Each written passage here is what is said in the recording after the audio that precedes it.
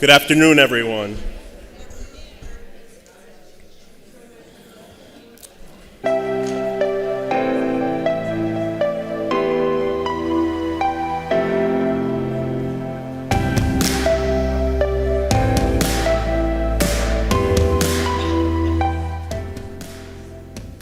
I participated in the Petersheim Academic Expo over the years.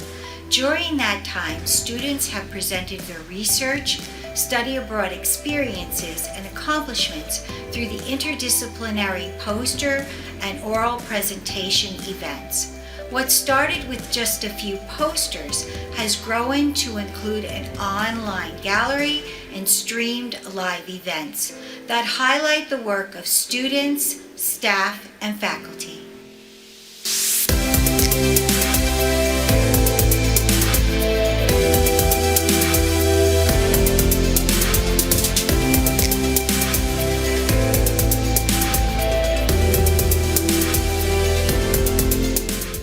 Hello, fellow pirates. My name is Monica Soto. I'm a proud 2020 graduate of Seton University, where I earned my BA in social work. The Petersheim Expo is so important to me because it is the place where students from across the university come together and present such meaningful research. Social work students present a variety of topics all surrounding social justice and how we together can make this world a more equitable place for the most vulnerable individuals and communities. The research I presented at Petersheim last year was surrounding the impact of ICE on undocumented immigrants, and it was the foundation of all of the research I conducted during my time in grad school at the Columbia School of Social Work. I'm so grateful for the opportunity that Petersheim gave me and continues to give students across the university. I had the pleasure of participating in the Petersheim Academic Expo in May 2020. I took this opportunity to discuss about the room for inclusion and the history of economic thought, specifically of scholars from the Islamic Golden Age. The expo was one of the main highlights of my time at Seton University, as it gave me the opportunity and the reason to work past the four walls of a classroom, and it enabled my confidence to articulate and present a unique idea. Taking part in this rich tradition has made me feel closer to the Seton Hall community at large.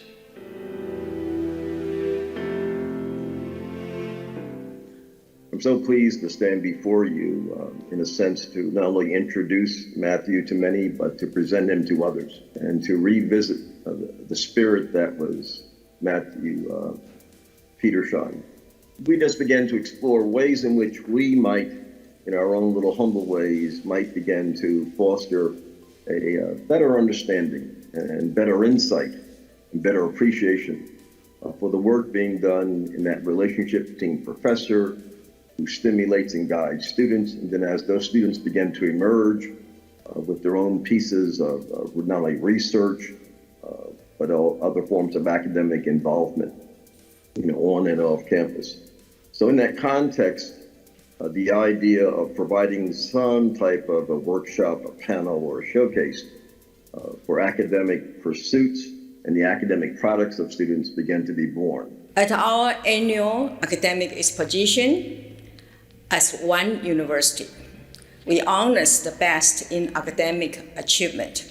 In 1996, Matt Petersheim saw our campus had many non-celebration for students except academic. So he reached out to get financial support from Student Affairs and start one. It's called Academic Exposition. My own student, I should call him Dr. S.H.U now. He was a graduate student, came to Seton Hall 20 years ago from Wuhan, China. He was so determined during the academic position. Whenever people pass by, he would reach out to say, "Can I present my work to you?" That character and that determination that built during the academic position, I believe that it's the reason why he is right now a top scientist. My name is S.H.U. In 2000, I joined Dr. Sulie Chang's lab for master training, and I got a chance to present my work at the Petersheim Academic Exposition. It has been over 20 years, and now I'm working as a director of Animal FMR facility at Massachusetts General Hospital, Harvard Medical School. The master training at Seton Hall provided a great opportunity for me to pursue brain research as a career and also as a hobby. I wish more students will be benefited from the Petersheim Expo in the future. When we talk about one university, in my mind, it's just like an academic positions, planning committee, student, faculty, administrator, and staff. We come together as one university. We come a long way doing so well, from small to big, from focus, being diverse. And I can see that in another 25 years, we will all come more, and as one university, student, faculty, administrator, and staffs. By reflection, I began to come up with ways in which I would summarize how important these kinds of interactions are between Matt and myself and between the entire university faculty, between students, administrators, faculty, staff. What I think about in the end is that communication, collaboration, community, and camaraderie are just so important. I repeat, we need to learn how to communicate more effectively all the time with one another.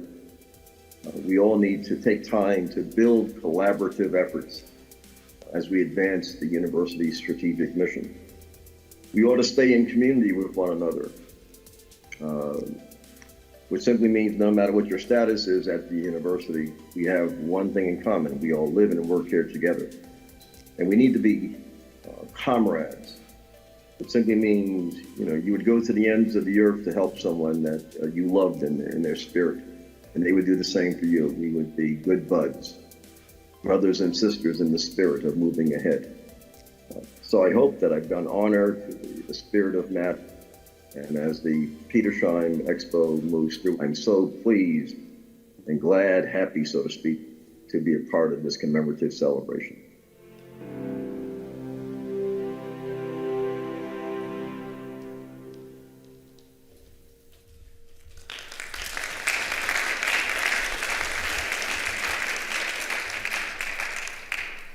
Good afternoon, everyone. Thank you for joining us today. I have, of course, going to start out with a quick announcement. So I am Jose Lopez. I am a professor of physics here at the university, and along with Professor Sulie Chang, we have been co-chairing the organization of the Petersheim. So we, of course, want to recognize our committee, the Petersheim Steering Committee. But before we commence our ceremony, I'd like to point out to you that it's been a while that I haven't mentioned this because we haven't been in person. But we are physically here, and we're also online. We're broadcasting right now. But for the people that are physically in this room here in Bethany Hall, please note the exits. So they're behind me and in the back. So in case of an emergency, know where they are. So with that said, I'd like to ask Father Jerry, who will lead us in an invocation. Father Jerry Bonapane.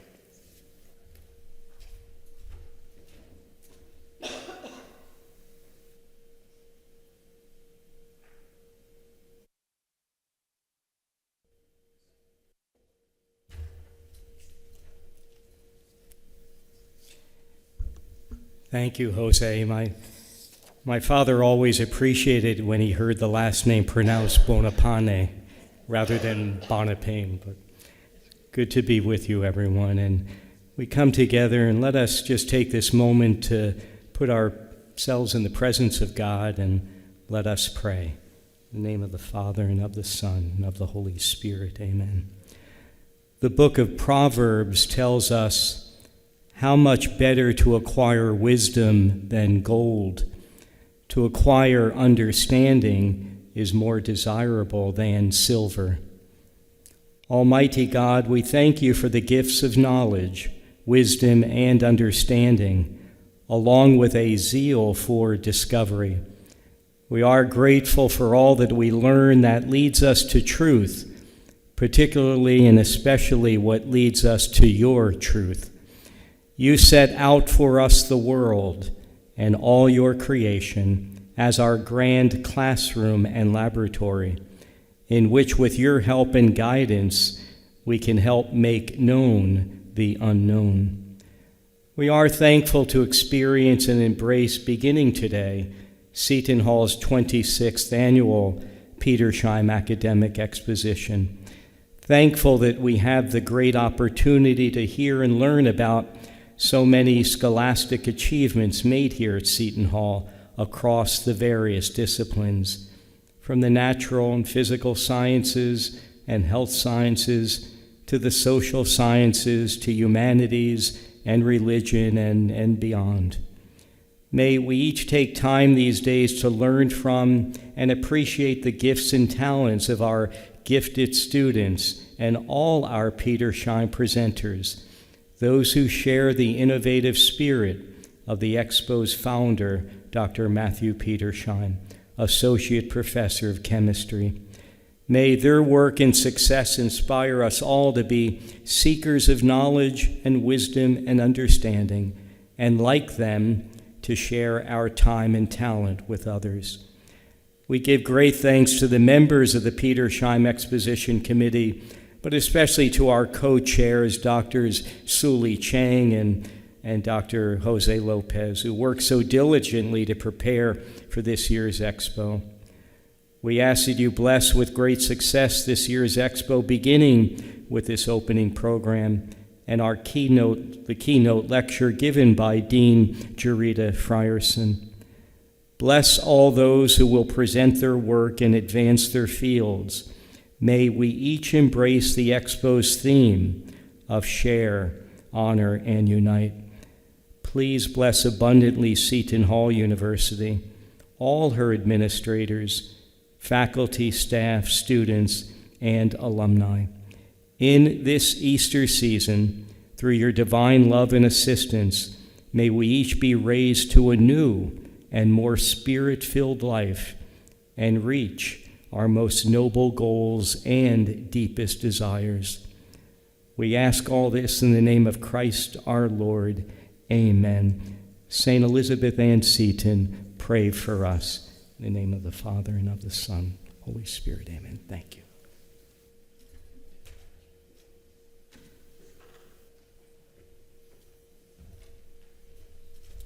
Thank you, Father Jerry. Father Jerry, of course, is a member of our faculty in the Department of Chemistry and Biochemistry, and he's also the head of the priest community here at our university. So let me first off say, wow, it's been a while since we've seen you in 3 dimensions, many of you. It's wonderful to be once back here. This exhibition was for 24 years a completely in-person expo, and now we've transformed, we've evolved, we've moved to a new reality, a new place, where for the last 2 years we were almost exclusively, in 2020, we were exclusively virtual. Last year we started to become high flex or hybrid, and this year we're a version of everything. We've evolved. So it's my privilege today to introduce our president, Dr. Joseph E. Nyre. Under President Nyre's leadership, Seton Hall remains ever true to the founding principles we celebrate today. The university is now and will forever be a home for great minds, where intellectual, emotional, and spiritual knowledge transform the lives of our students, and where we cultivate leaders who provide ever greater service to the human family. Please join me in welcoming the 21st president of Seton Hall University, Dr. Joseph E. Nyre.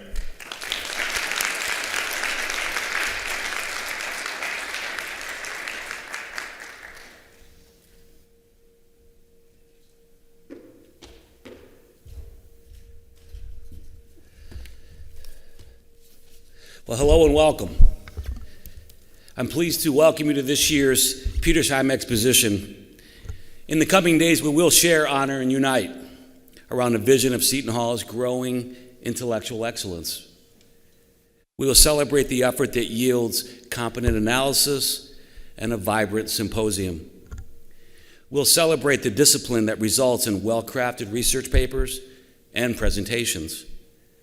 And we'll celebrate the joy of all types of discovery. First, I want to say congratulations to our students. who are presenting their research this week. Your academic projects enrich our intellectual landscape and then meet our ethical responsibility to give back, to contribute back to the body of knowledge that we draw upon every day. We draw upon it every day in our lives, and we have a responsibility to give back to that body of knowledge. And that's what you've done and will be doing this week. In pursuing these projects, you've also taken ownership of your own learning in a very powerful way. Certainly in the classroom, professors explain, interpret, summarize, and help us understand material. And you strive to understand that material from your professors. But you've moved beyond that. Your research has caused you to transcend limitations of your knowledge. What you have achieved will become, we hope, a lifelong passion, so that you are never again satisfied with merely receiving what others have discovered. I'd also like to acknowledge members of the Academy who mentored our students. A journey through unfamiliar territory is made easier by the light of a guiding star. So thank you for being exceptional guide stars and mentors to our students. Because of you, students have learned to reach a little further beyond their grasps, and the results we will soon see are phenomenal. You've told me that working with students informs and enlivens your own research projects, and I agree. They bring unique perspectives. They prompt us to re-examine settled knowledge, and their insight sheds new light on a host of topics. I'm grateful to Drs. Sulie, Chang, and Jose Lopez, and everyone on the Petersheim committee for planning this exceptional week and for your dedication to the university. Taken as a whole, we work to celebrate and represent as a community this accomplishment. It reflects a heightened aspiration for Seton Hall's intellectual life, and it shows the power of great minds which seek to engage in the most pressing conversations, challenges, and debates of our time. And students, before I close, I'd like to come back to you.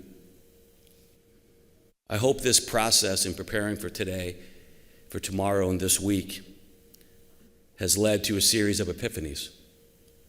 In fact, I pray that they have.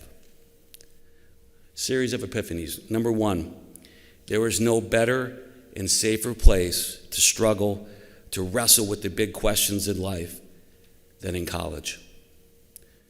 Number two, the realization that learning can and should be a struggle to break new ground personally and within the field. Three, I hope it led to the realization that faculty are guiding us, but they're also learning with us. That's the nature of a university.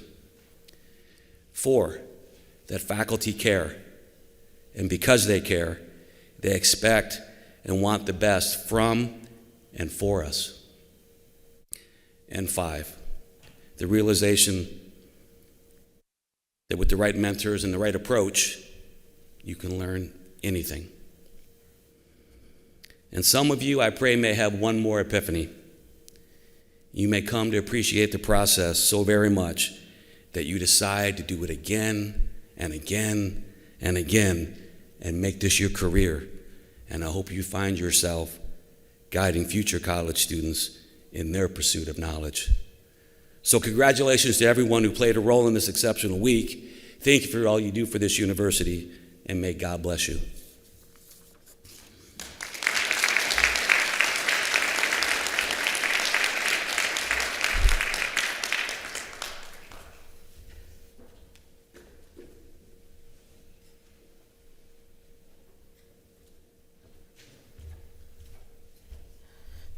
Thank you, Dr. Nyre, for welcoming the opening of the Petersheim Academic Exposition.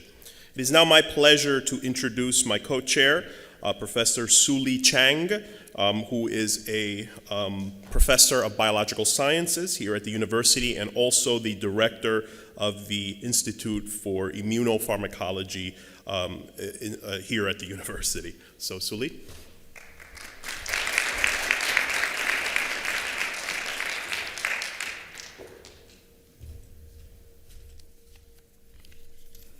Hi, good afternoon.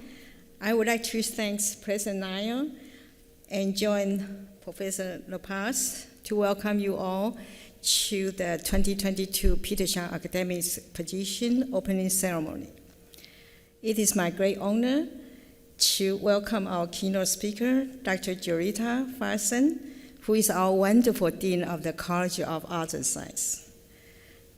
A bit different from previous years, we are honored to have our Provost, Dr. Passerini, to provide introduction of Dean Frierson. Provost Passerini came to us as the COVID-19 pandemic upset the whole world. In the last 2 years, along with President Nyre, Provost Passerini's wonderful leadership has helped Seton to successfully face the historic pandemic challenge, while we all respond to it, while she implementing various innovative, refreshing, and stimulating strategies to advance the academic advance at Seton Hall, including our very wonderful Harvesting Our Treasure strategy plan.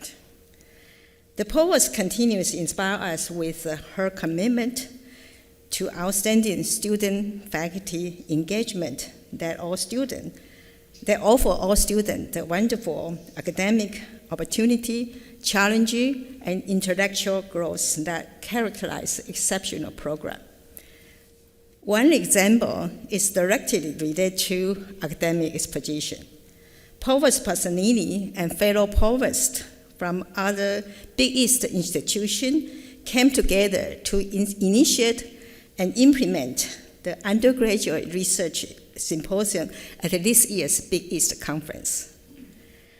This has helped advance our export research beyond S.H.U, Share, Honor, and Unite, and enable our students share their research and network within the Big East family. We are very honored to have Mr. Michael Santhi from Big East join us today. We are also very grateful that Provost Passerini has helped to engage Dean Frierson as a part of our university community. I'm very grateful that Provost Passerini has agreed to introduce Dean Frierson on behalf of the Expo Planning Committee. Please join me as we welcome Provost Passerini.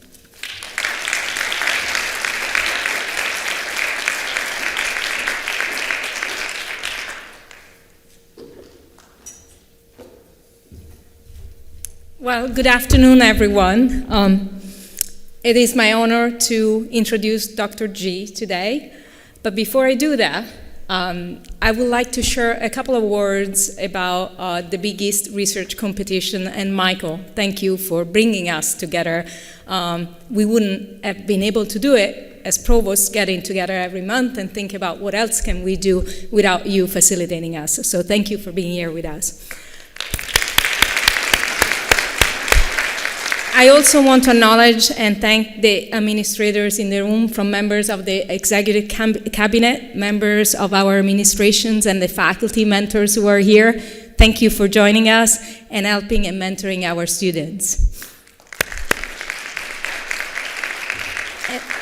And then, of course, as President Nyre shared, we're here for the students today, some of you sitting there, to do research, as Dr. Nyre said, again and again and again, because they presented before the export, they presented at the export, and they're presenting and sharing their research today with us. And next year, it could be any of you that is successful in the competition and the expo this week. So we're delighted to be here. The Big East Research Expo was really born out of Michael and the Big East challenging us of what else can we do in addition to competing in athletics? So 3 years ago, there was this idea of a pitch competition, and it's gone 1 year live, 2 years remote, but it's continuing, and it's a wonderful competition and a wonderful opportunity to come together. In fact, I just learned as of this morning, the team that represented us at the biggest research competition has been selected to compete in the finals this Friday for UPeach, New Jersey. So we're really, really delighted in Care Cole from the College of Nursing that will be competing and representing the university on Friday. But then what else can we do? So Michael talks about esports and the biggest university and etc. But certainly we come together because of the reason that we're here today, research. And so the research competition was the next natural evolution. So thank you, Dr. Chang and Dr. Lopez, for embracing and doing all the hard work behind the scene to bring us together. So we're delighted to be here today. And now I'm delighted to introduce Dr. Georita Frierson. Many of you know her as the Dean of the College of Arts and Sciences. Some of you know her as the chair of the Seeds of Innovation Implementation Committee. Today you'll get to know her as a scholar. And I'm delighted that we have this opportunity to get to know her as a scholar. Because Dr. G is a strategic leader, a distinguished scholar, and also an accomplished administrator.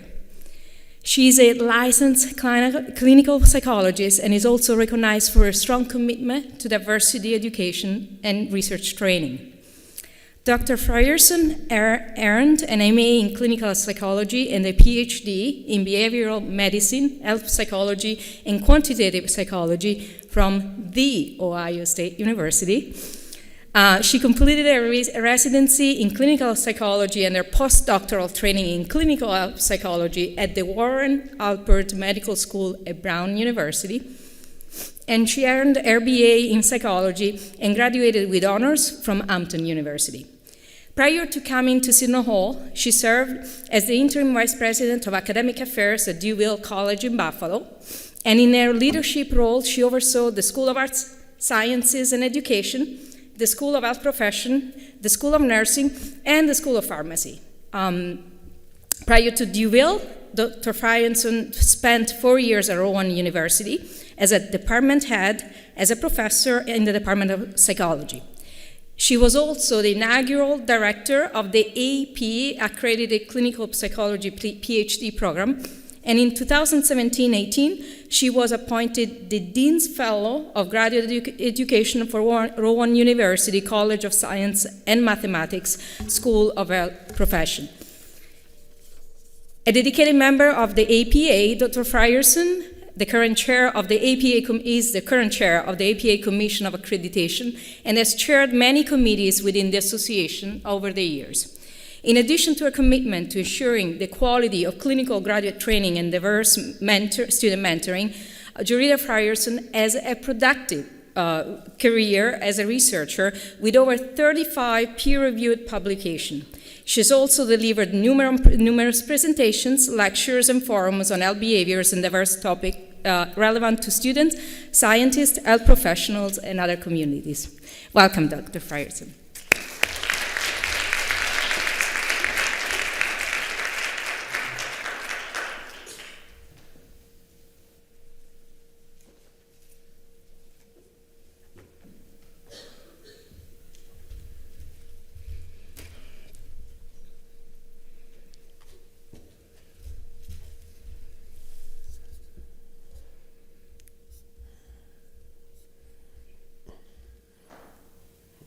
Okay, you're in business. Thank you, Dr. Lopez.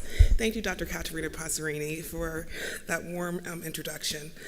Before I start, I want to do an acknowledgement slide. And I have that here. This is my traditional slide that I talk about regarding my breast cancer survivors that I work with.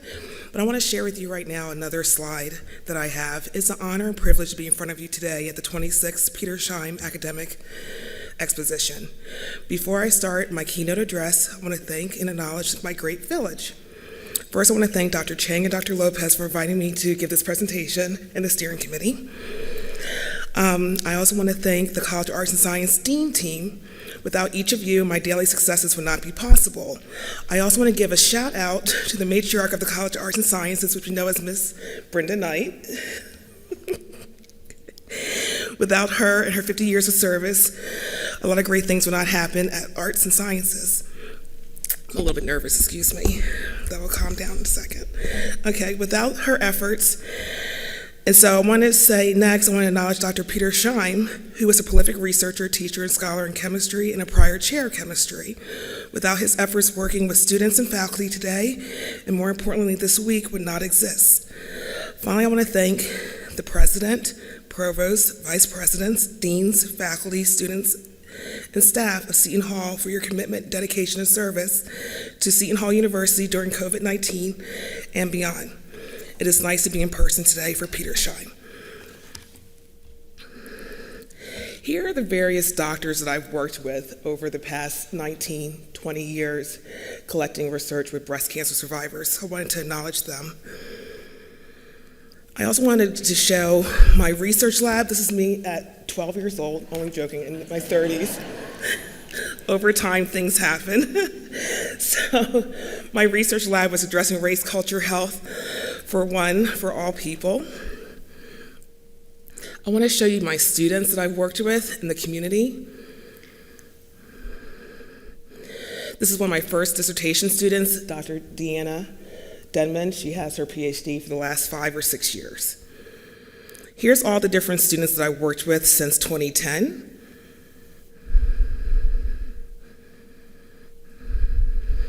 Great, thank you. Thank you. Okay, so for my 4 topics today, I want to talk about my research journey, my community-based participatory research, talking about cancer, physical activity, community engagement, also being collegial and interdisciplinary. So how did I start my journey? I have another passage to read.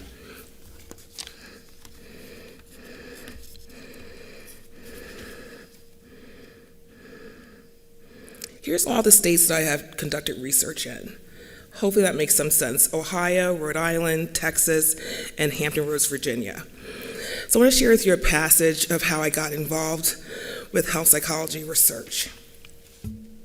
During my early years of schooling, I came to realize that both of my parents, who were African American and first generation, they both came from families, or simply stated my grandparents, who were blue-collar workers. My parents were college sweethearts at Hampton University in Hampton Roads, Virginia. So I say all this to say my fate was determined. I would attend Hampton University, which is a historically black college or university, and hopefully find my partner. Well, 1 out of 2 happened. The interesting part of this is that I almost did not attend college at all. Let me explain a little bit more. From the ages of 5 to 18, I took dance classes at Marshall Highland Dance Center in South Jersey, Mount Laurel. I predominantly took tap and jazz, and let's say I sprinkled a little bit of ballet here and there, but never was gracious on my toes. I was so enthralled with dancing, my goal was to be a choreographer of tap and jazz and maybe even modern. My talk about dreaming for this passion was very central for me. Given my parents' commitment to education, I thought this dream would never come true, yet I made it to the senior dance company at Marshall Highland before I graduated high school. And they were going to offer me a teaching position at Marshall Highland. But I was offered the position after I accepted the position at Hampton to be a student. So that's how my fate ended up going to college versus doing dancing. Hampton is where my journey began with research. My father was a major in the Army, dedicated 22 to 23 years of service and 3 tours in Vietnam. He would not let me pick dance as a major. Let me just say he was old school.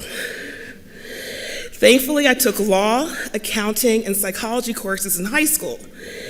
Given that I did the best in psychology, Dr. Buzang, you may have seen me. I was maybe better at law, but that did not work out. Long and story the short, I actually went into psychology. Interestingly, being a psychology major, I did not know where my focus would be or where I would go with that. But long story short, during the end of my freshman year, my dad was diagnosed with colorectal cancer in 1994. I was 19 years old. I was determined to learn about colorectal cancer and how it impacted Black families. This was like therapy to me, because my mom and dad told me not to speak about his cancer diagnosis, and that was very common back in the 90s.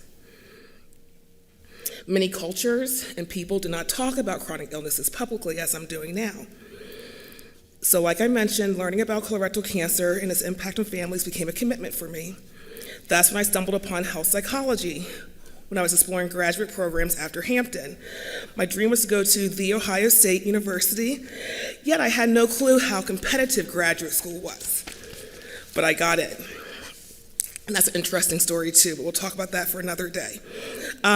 With regards to my father, he actually did see me graduate from graduate school. He passed away in April 16th, 2004, but I graduated in 2003, so he was able to see me. My mother is still alive in South Jersey, who I see on a regular basis, thanks to a 4-day work week. I'm just joking. The dean's inside joke. Okay, but again, this leads me to my story where I am today with the research that I do.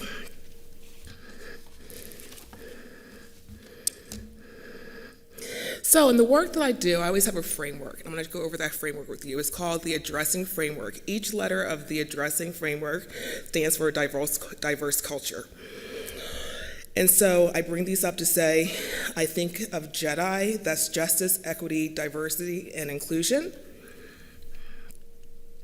Also in regards to the research that I've done, I've conducted work with breast cancer survivors, also in different community groups with health disparities and physical activity, and then sometimes there's also fitness. And fitness is the more expensive construct to look at compared to physical activity. Given that we're interdisciplinary at Seton Hall, I always talk about the 3 areas that health psychology can impact, and these are those on the slide. And now I'm going to go into my 19-year journey of doing research. So when you think about breast cancer, many people think of body image, but it's more than just skin deep.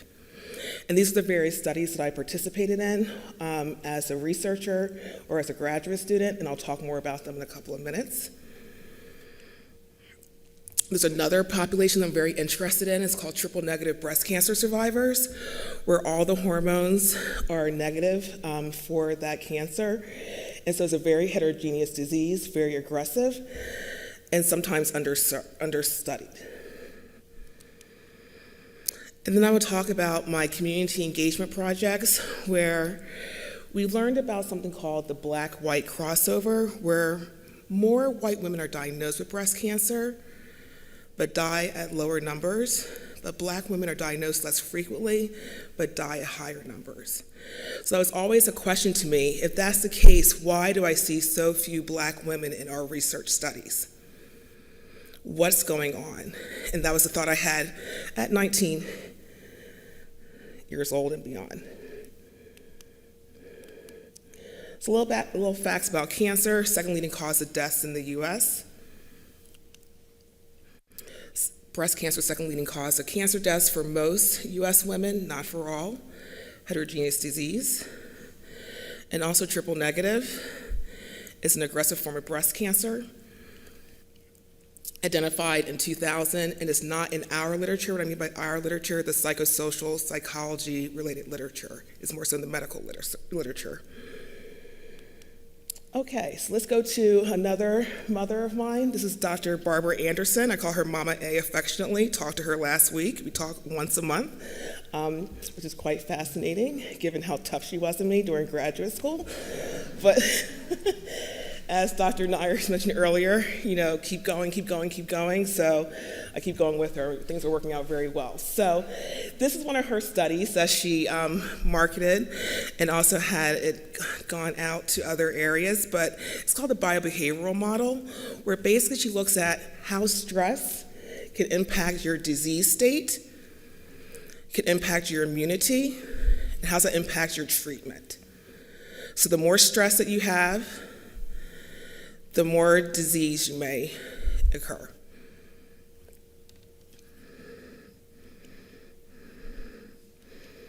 And if you're a student, which many people in here are students, here's all the theories behind her model: the general adaptation syndrome, stages of change, the trans-theoretical model, cognitive behavioral therapy. So it's really embedded in empirical evidence. If you're interested in the constructs that we looked at the study, it was stress and emotional adjustment, social adjustment, the breast component, and my dissertation was in that area. I looked at body image dissatisfaction for breast cancer survivors, health behaviors, and compliance. And again, I should share with you, this study came out in the mid-90s. So many of the topics that I'm talking about now are very common, but back then they were not the case. Here's our randomized control trial. We had 200 plus women, had initial assessment, then were randomized into the assessment only, and they had follow-up assessments at 4 months, 12 months, and beyond. Or we had an intervention for multiple weeks, then we had 4-month and 12-month assessments. The one thing that was interesting about this study, this is in Columbus, Ohio, so there is diversity there. We had only 20 African American women in the whole study. What's going on is what I said during this time in my research career. Some of the statistics from this study were fascinating. We saw a 45% reduction of risk of breast cancer recurrence in the intervention patients. And again, green is for intervention, red is for contact control or the assessment only group. We saw improved survival following recurrence for women in the intervention arm, 60% reduction of breast cancer death. Green is again for intervention, red is for assessment only. So the study garnered a lot of notoriety for Dr. Barbara Anderson, and a lot of people were interested in what was this intervention, how can we market this intervention to help other care survivors that were in the community. So that leads me to Cancer to Health. She wrote an NCI-funded grant for close to $2 million, and for 5 years, from the 2011 to 2016, we taught people her intervention to help save other lives. And if I had more pictures, we all had different color shirts and all the different interactions and things like that, but it really was an exciting time for us. Now, during my time at Brown Medical School, I worked with another significant figure. Her name is Dr. Bernadine Pinto. And she was interested in physical activity. How does that impact a cancer survivor's life? And now we know being active is better than not being active. But back in the early 2000s, that was not the case. People did not really know, should you tell someone in chemotherapy, do 20 minutes here or there? That was not the case back then. So her pivotal work was groundbreaking, and this article is almost 20 years old. I can't believe that. It was from 2003. But she actually did a home-based physical activity intervention. You think about schools now where we have online, but back then it was like you must be in person to do research or else it's not going to work. And she also found out that was not the case. We'll talk about her findings in a couple of seconds. So in this study, this is a randomized control trial again. She reached out to 424 women. Roughly 86 were eligible for the study. 43 were randomized into the intervention, the physical activity intervention, or the contact control. It was a 12-week intervention, and then there was monthly phone calls for several months.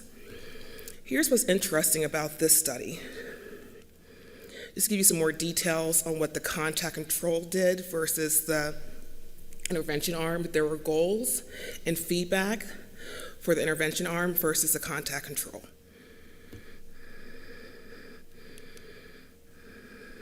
We had a plethora of measures.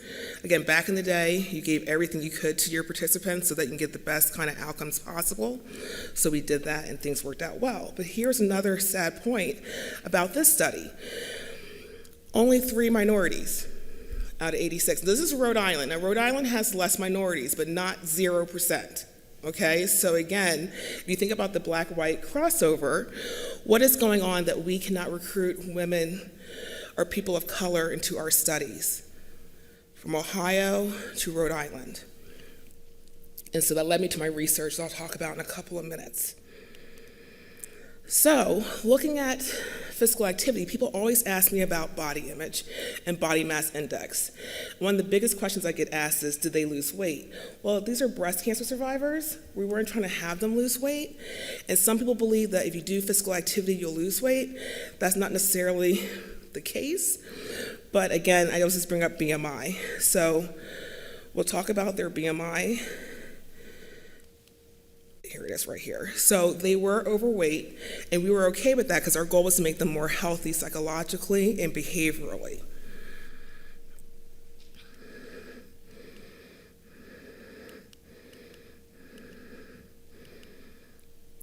Here's some more information on the statistics of the sample. They were stage 0, 1, or 2.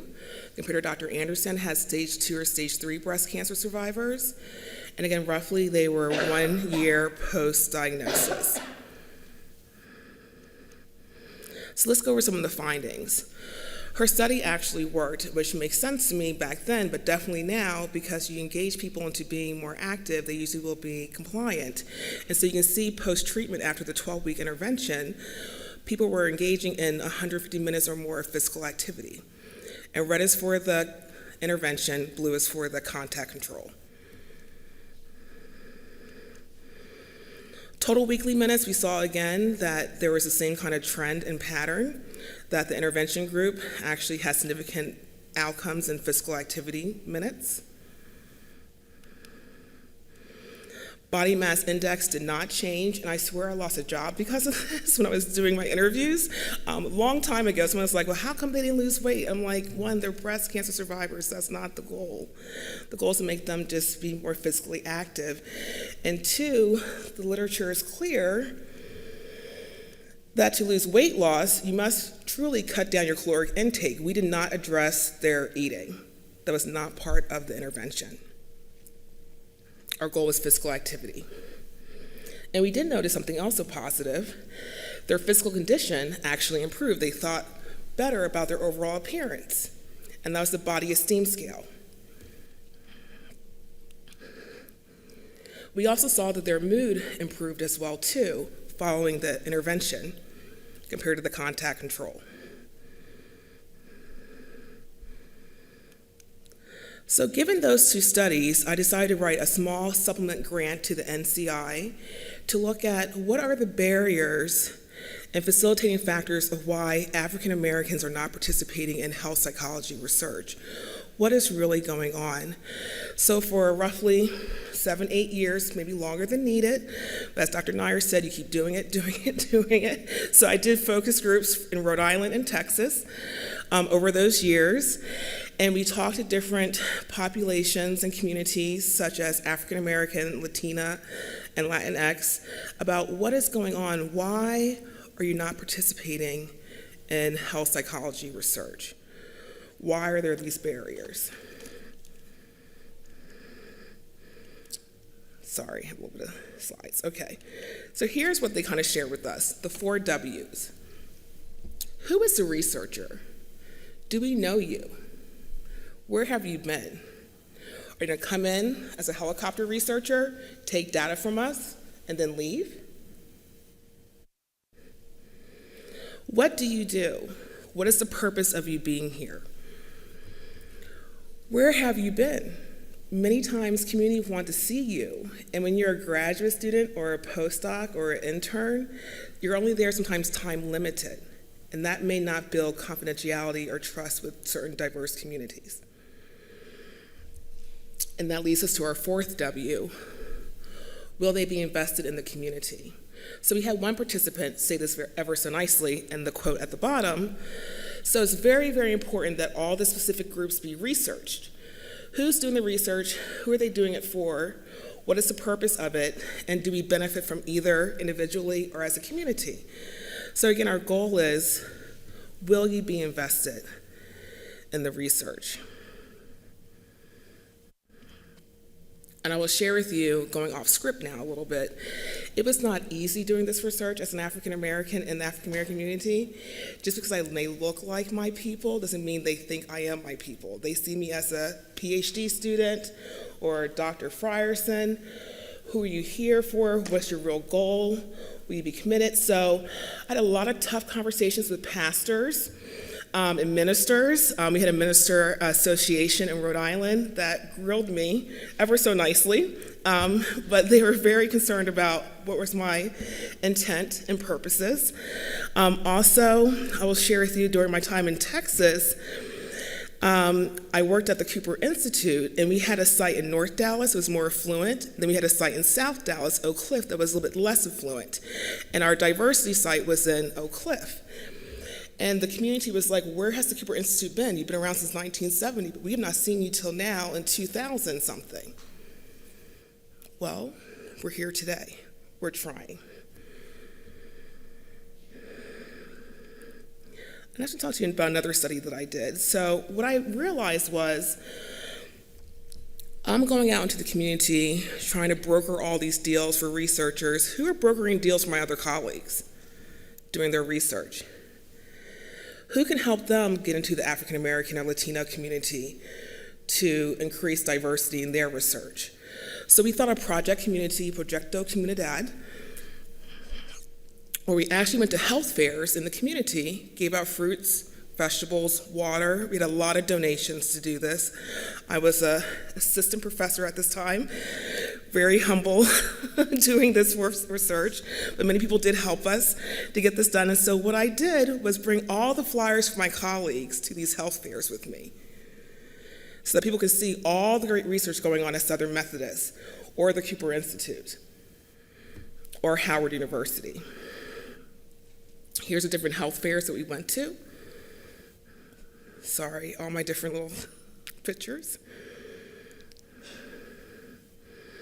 Well attended. So this was a great success, and in 1 year, we collected over 1,000 surveys from people. We made a questionnaire, a 2-page questionnaire in Spanish and in English. We were interested in what are your likes about research? What would you like to be involved with? Hypertension, diabetes, colorectal disease, breast cancer. We asked an assortment of questions, and people actually partake in this process. We also have raffles to some of the local restaurants, so therefore we can give back to the community and show that we were invested, given the 4 W's that I mentioned earlier. And here's just a slide of all the different health fairs we went to during my time in Dallas, Texas, and the great success that we had. I have another slide that just talks about the diversity demographics in each of the different places that I've lived. In case that's of interest to people, I usually get asked the question, well, what if there's not enough diversity? How do you recruit those samples? Well, it may be the hospital to look at the diversity, or the community, or do you work with the church? Things of that nature. So we did that as well. So during my 10th year anniversary in 2012, I had a party for all the cancer survivors in my studies. And so we call it Celebrate the Journey. I brought many of the women and their partners. We had survivors also speak. We had our oncologists, the 4-person group of oncologists out of the whole list I showed earlier come. And we had some other of our women there. So again, giving back to your participants is also really important. It's not just collecting the data and then walking away, also showing them what did you find in your studies, what were the results, what were the outcomes, and that's what we did at Celebrate the Journey. And so that's the end of my slideshow, where I just want to say that research unites all of us across the different diverse areas and backgrounds and the addressing framework. Thank you for your time.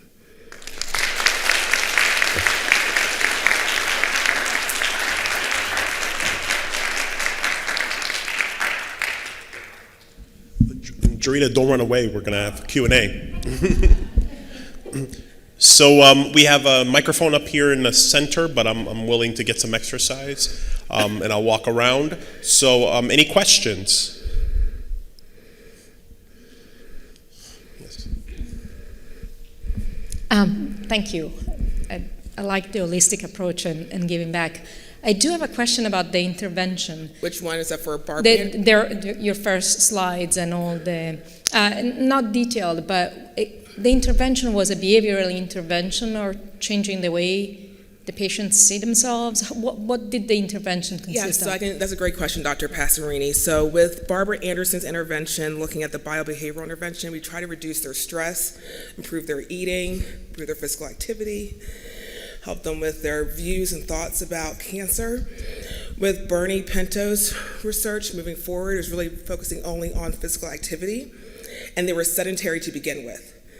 So I didn't say that clearly either. So most of the participants in both studies were sedentary and not being the healthiest in physical activity areas to begin with. Hi, Georita. Thank you so much. Excellent work. I'm usually not this nervous, but the president's here, so. Go ahead, yes. Yeah, I had a question though, and this is something that, I'd say I myself am guilty of as well. I mean, looking at, you talked about how do you show people that you're engaged and involved, and then we as academics go and publish papers in journals where your people who are participating might not have access to it. So that I'm just wondering what you think about that and how you try to, you yourself try to counteract that as well. Great question. So what I probably did not share in all the studies that I actually was the PI of, I actually had a future contact form that was in addition to the consent form. So we made sure we sent out our flyers or our abstracts or our posters to all the participants in the studies later on down the road. And then we had to celebrate the journey so that can be more comprehensive and literacy focused for all types of backgrounds. But the future contact form is the way to go with that. That's how we did that. Thank you, and thank you for your amazing work. I'm Dr. Ruth DeSuria from Communication in the Arts. So in social sciences, and especially in anthropology, we have this concept of solidarity, which sounds very much like what you did here in your work. So it's really inspiring to see it, translate to these other works as well. You also made a comment that got me really interested about online research and online participation. As a researcher of digital media, and especially thinking about solidarity, that's something that we deal with and, wrestle with all the time. So if you have any more information about the online participation aspect of your studies, I'd love to hear. Thank you. Great question. I skipped over a lot of other studies that I was involved in during these years. I'm going to go back to that one. The WIN study, the Women's Injury Study, was fully online. Before people had, I left my Crackleberry phone down there, before we had all the smartphones or not smartphones. And I was hired to oversee compliance and also diversity recruitment. And we had 25% diversity recruitment in that study. It was over 800 plus participants.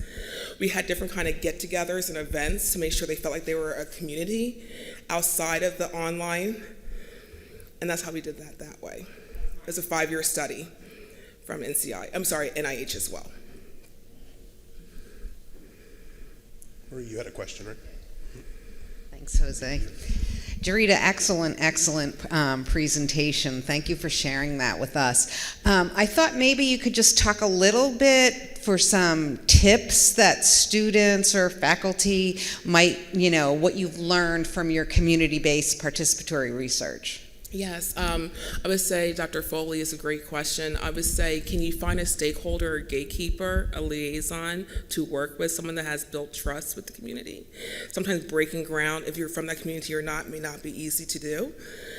Number 2, how do you kind of give back to your participants after the study is done is really essential. I know we talk about going to conferences, expos, things of that nature, but also how do you kind of give back at a health fair or at a church, mosque, things of that nature. I would share too that having someone be part of your community advisory board. So we think about IRBs, but is there an advisory board for the study itself? And have people from the community, maybe past participants or non-participants, be involved with the community advisory board is really important too. Thank you. Welcome. Making it easy for me. Hi, that was fabulous. Thank you so much. So how do you navigate the ethics of one of your criterion, which is whether or not the community will benefit from this if you're working with a community that is significantly underinsured or uninsured for whatever reasons, and there's a high likelihood they won't benefit from the research? That's a great question, Dr. Buzang. So one thing that we've noticed is that we try to bring in different resources from the community to help us give back at that time. So at some of the health fairs that I had, we brought in our doctors from the Cooper Institute to do blood glucose tests, things of that nature, so people could get a benefit that day, even if the long-term benefits of the study were not possible. So you'd be really to partner with different groups and kind of give back healthcare Or we did also the fruits and vegetables. We had raffles, different things in the community to kind of say, here's some tangible benefits now, but it may not be always in line with the study's outcomes. That's a tough area, though. Any further questions? Thanks, Dr. G. I really liked your slide that you had that showcased all of the students you worked with in terms of mentorship.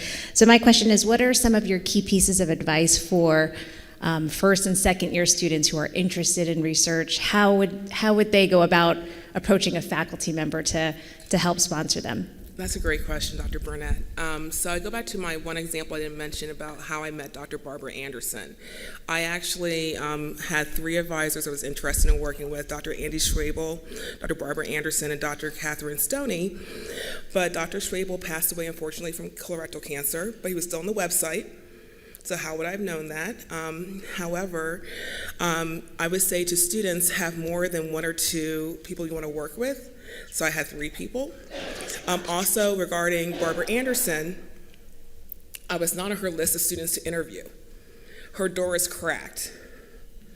I knocked on it. She's like, hello, and I'm like, hello, Dr. Anderson, and I talk really fast, Dr. Nyre, so it's talking faster than I talk today. And so she was like, you really have read all my research, et cetera, et cetera, et cetera. And then her person came in, the interviewee that she wanted to talk to. She's like, you both can sit down at the same time. And I was like, this is my one shot to get into The Ohio State University. So that's my second point. Know the information on your mentor. Always be prepared for the unprepared. You never know when that chance may open up in front of you. And that's how I got into graduate school, by memorizing everything about her and the other 2 advisors. And then her doors is cracked. So again, now we say make appointments. That is true. However, sometimes knock on someone's door and talk to them and see. And then the third thing I would say would be ask your friends, who are you working with as a researcher? Sometimes your friends have knowledge that you may not realize.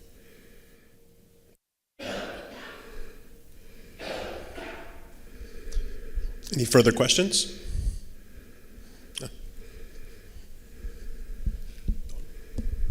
Very interesting, thank you. Could you talk a little bit about breast cancer in men? Because I know a lot of your slides talked about women, and I know that's obviously a disease where many men, there's a stigma associated. Did you focus on men at all? So that's a great question, Dr. Apgar. We actually only focused on women, but we know that breast cancer can affect both genders, so that is a serious concern. I think now that research is more open-minded, if I would have maybe more genders involved, and again, looking at our Cancer to Health project that we had, we probably did have more men from other conditions of cancer, not just breast cancer in that one, but that's very true. Student. Finally a student. Thank you. Hi, my name is Renee. I'm a senior in the School of Social Work, and my question is just kind of stemming off of Dr. Apgar. I just wanted to know what you're working on currently, if anything, I'm not sure, because my question was going to be if you are, if you did focus at all around men and cancer. So I just wanted to know if you were, what is your research now currently, if you're focusing on other populations, age, and so forth. And Renee is your name? Yes. Thank you, Renee. Great question. So given the complexities of the arts and sciences, I am doing limited research. That's like my big disclaimer at the bottom right of my slideshow. I'm doing limited research at this time. However, most of the research I still do is through Barbara Anderson at The Ohio State University. We still collaborate on work. One thing I did not mention, Renee, that's really important, when I looked at graduate schools, there was very few people doing research on men and cancer. So this is a different time period, right? So I would say this is like in the mid-90s. So again, now I think there is more opportunities to look at men's health. Reverend? Just a brief question. It follows up on that student's question, but it might be, what might be the implications for the scope of all the research you've done for creating additional opportunities at the undergraduate level for students to be involved as interns and so forth on their faculty members' projects? Yes, I would say always, Reverend Pritchard, that's a great question. Can you add a questionnaire? Can you add a question to the study bank of questions and questionnaires? I think there's always room for something else, not many questions, but maybe a question or two. Could there be a qualitative piece to the research project if it's not qualitative? That could be there as well. My third point would be, what are the collaborations that professors do with other colleagues on campus, and can they look at their students' work and kind of collaborate at that level as well?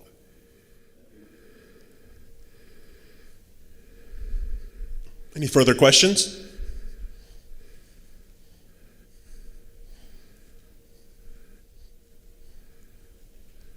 Okay, so if not, let's thank our keynote speaker. Thank you.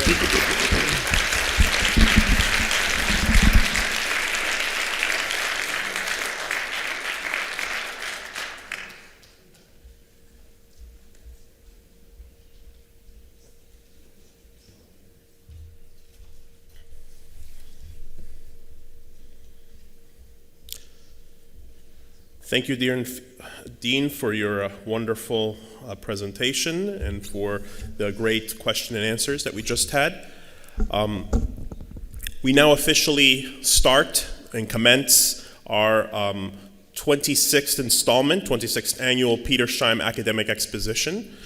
We have over 40 events going on throughout this week. We invite you to attend them. You can attend them in person, virtual. We ask you to look on the website, which I have displayed up here, and you would click as conveniently located. Thank you to Mike Highland and his team. You would click on schedule of events, and there's a tremendous amount of events that will happen each day. A few to note for you is talking about body images in early America that Professor Bulkin from the English department is doing. The Claire Booth Luth Scholars Symposium, which is, of course, the part of the Claire Booth Luth Foundation here at the university that encourages women to do research in science, and many other events. For example, also occurring today, our languages department is having an oral, the language acquisition and cultural understanding. So there's many events that I encourage you to look throughout the week. And at the end of the week, we will have our closing ceremony, and it is located somewhere here. So as you can see, over 40 events, as I have mentioned, and it is, I passed it there, Mandela event, introductory event, right here. So our closing celebration and award ceremony. So throughout the week, each of the events will select the best researchers. These could be an individual researcher, could be a team of researchers, and the researchers will receive a $1,000 award. It won't be in cash or a check. It'll be funds to help you take your scholarship, your research, and go to a professional conference and present your work. So many of our students over the last few years have partaken in this, and we encourage you. So during this event, that Professor Toll from the Biological Sciences Department will be the Master of Ceremonies there. The students will have a few minutes to present their research, so just about a minute or so to give a summary of what their award-winning research is about. And then they will have for a year and a half to spend their travel allocations to go and present their research. So that'll, of course, fund registration fees and travel fees and accommodation fees necessary to present. And of course, it handles also virtual conferences these days. So we look forward to that. So we encourage all of you to participate.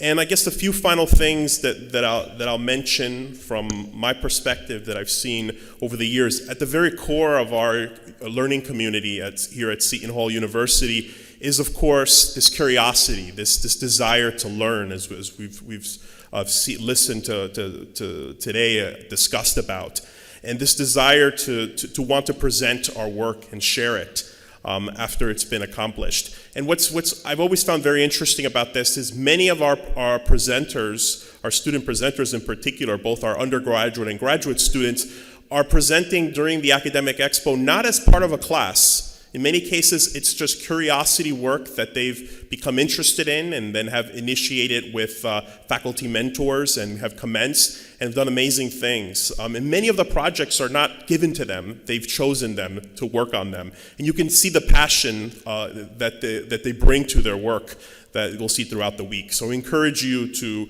support them and participate in many of the different events and listen to the tremendous work. And in particular, listen to the closing ceremony, because these are the best of the best. And as our Provost, Dr. Passerini, mentioned, the best research will be selected for display next year at the Big East Research Symposium that Mike Santee will be organizing once again, and the Big East teams from all the 11 Big East universities and colleges. What we also encourage you to do is stay around a little longer. We're still waiting for lunch to come in, but to stay around a little longer and just chat for a little while. We'll have lunch in. And then we encourage you to also stay and listen to the award-winning work from last year's expo that is being represented, as Dr. Passerini was saying, presented over and over and over, but being represented here immediately after our opening ceremony. So if you look on the on your right side, my left side, your right side of the room, you will see the various posters that were presented during this year's Big East Research Symposium. And the students, which are conveniently located here at this table, will be with their posters, and they'll come up here to the podium and briefly explain the award-winning work that they've done, the research, the scholarship that they've produced. So we encourage you to stay there. So that curiosity is at the core of who we are. Further, of course, is the service. Many of the work many of the projects and the research and the scholarship, as we saw from today's keynote presentation, is about service. Going out and bringing something new to the world that makes the world a slightly better place. And I think that's at the core of it. But what I've learned over the last 2 years is it's all about resilience. I mean, I've just been absolutely amazed. I mean, I mentioned this story last year when March 2020 hit. We had at that point been spending various months organizing the 24th installment, the 2020 Expo, and we were not sure if it was going to go forward. And then with the encouragement of our leadership here at the university, our academic leadership in particular, we were encouraged to convert everything to virtual. Remember, we've been for the prior 23 years completely an in-person expo with various events. I think we had well, that's not entirely true. We did have a few online events that were part of our interdisciplinary event that Professor S.H.U organizes every year, but the vast majority was all completely in person. In that particular year, we converted 100% all our events, and successfully all our events were done online. And last year, most of our events were online. Some of them the smaller events were allowed to meet in person.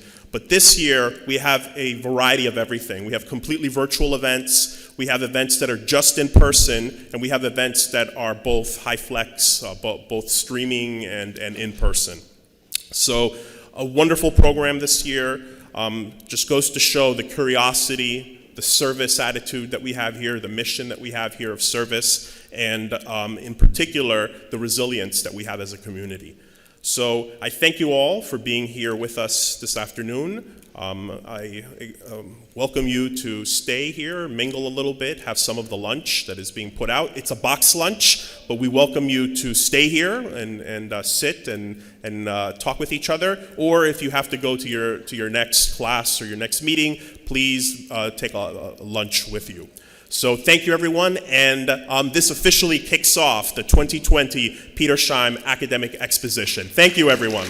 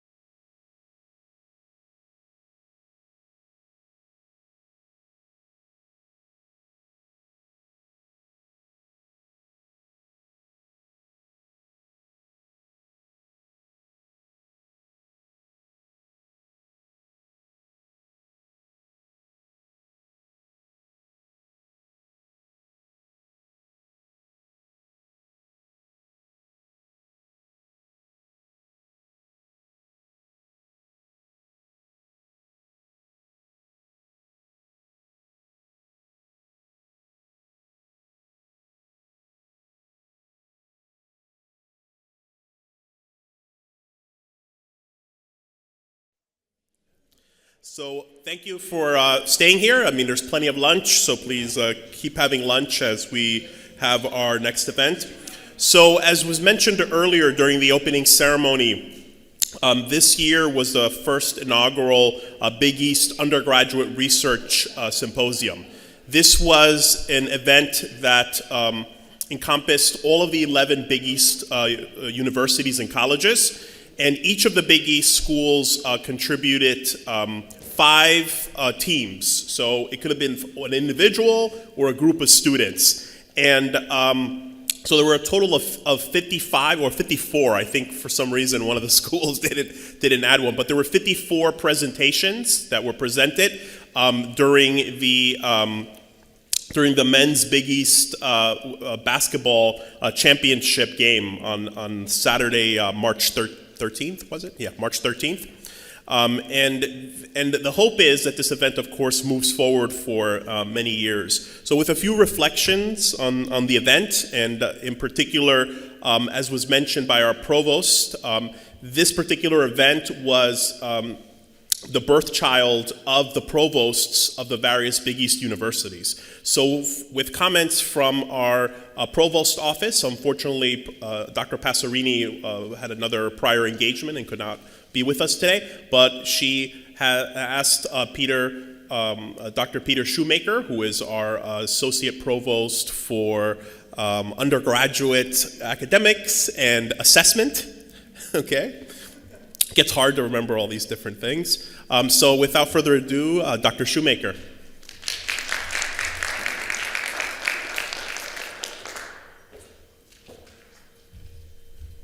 Thank you, Dr. Lopez. This is a great way to start a week, and I hope all of you will take the time to attend other events over the course of the week. You could set yourself a goal of maybe one event a day at a minimum. As Dr. Lopez said, I'm here today representing Dr. Passerini, who would have liked to have been here, but had to slip out for one of her mini meetings. Being a provost is a demanding job, which I wouldn't wish upon anyone except for those who seem to enjoy it. I'm going to make this relatively quick because I'm following Dr. Passerini, who was here earlier this afternoon and who spoke about this program. And I have also had to follow Dr. Nyre and Dr. Chang and Dr. Lopez, so I sort of come at the end of a series of reflections. And I'll make it quick, but I do want to say something about the program that we had at Madison Square Garden on March 12th. And this is something that I spoke about afterwards in some detail with Dr. Passerini, and we both were extraordinarily impressed with the event. We were impressed with the organization of the event and the energy and buzz that was around the work and, if I can say it, the joy of research. I want to acknowledge some of those who put together the fabulous celebration at Madison Square Garden and are either here right now or at least here in spirit. First of all, our Petersheim organizers, Dr. Sulie Chang and Dr. Jose Lopez, who represented Seton Hall in the planning of the event. I'd like to give them a little round of applause.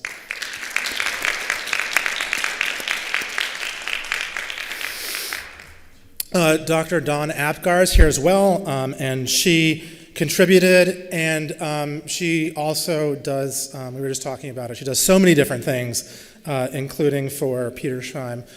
Dawn, are you out there? Yay. And Michael Sante, who I met for the first time today, but whom I saw at the Exposition in New York, who is the Senior Director of Compliance and Membership Services for the Big East, and handled many, if not all of the logistics of what was an extremely complicated event. So another round of applause.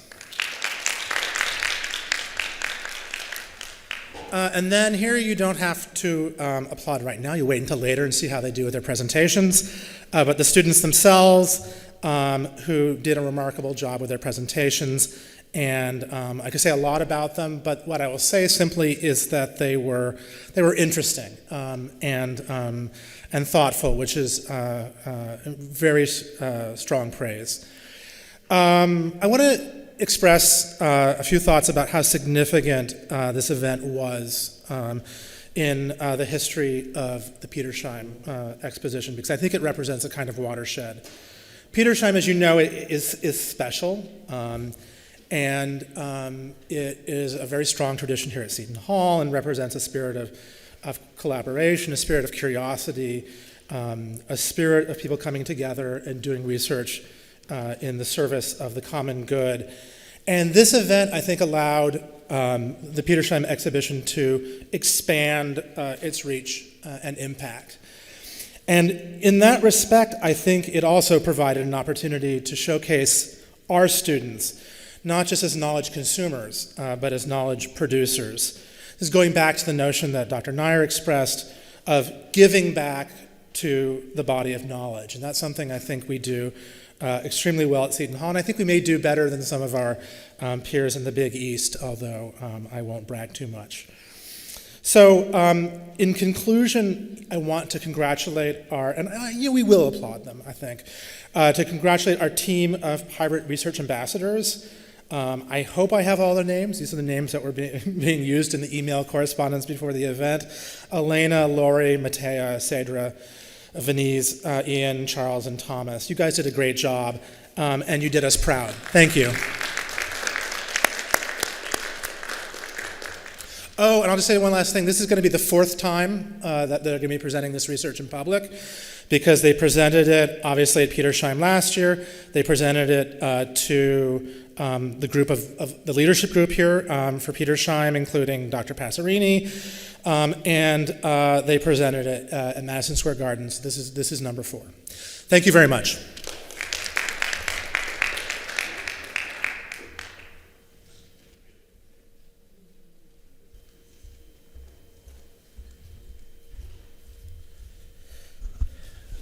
Thank you, Dr. Shoemaker, for your welcome from the Office of the Provost.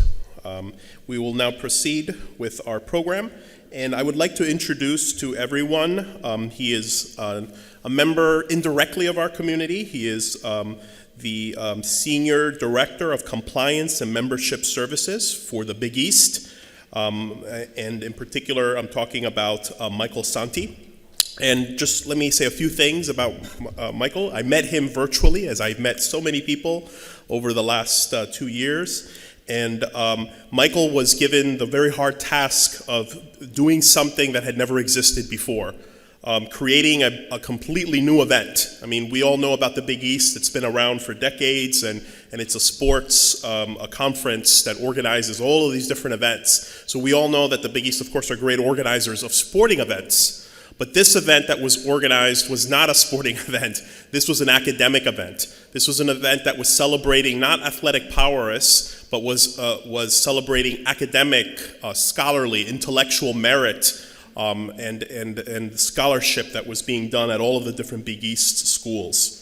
So he had the, I would say, very difficult task of inaugurating this new event known as the Big East Undergraduate Research Symposium. And this event, of course, as was mentioned, was a poster event where each of the Big East schools, as I mentioned earlier, had to contribute their best scholars, their best student researchers, and they would compete against each other. And I hope Michael will explain a little bit about that experience. And as I met him, we also had, as was mentioned, there were faculty, administrators, staff from all the other Big East schools. Dr. Chang and I were voluntold by the Provost to represent Seton Hall, and of course we said yes. You always say yes when the big boss, and our academic boss tells you to do something. So we of course said yes. We will represent Seton Hall. And to be honest, and Dr. Chang and I have talked about this for many times, it was a wonderful experience. We got to meet all of these other different folks who care so much about learning and education and research. And Mike in particular, I loved, sometimes he was at home and I could hear his kid in the background and everything, but he's such a pro. He was able to put this very difficult to start a new event, but he accomplished it. So without further ado, we'd like to have Michael, who's our guest today here, present to us and talk to us a little bit about. Thank you.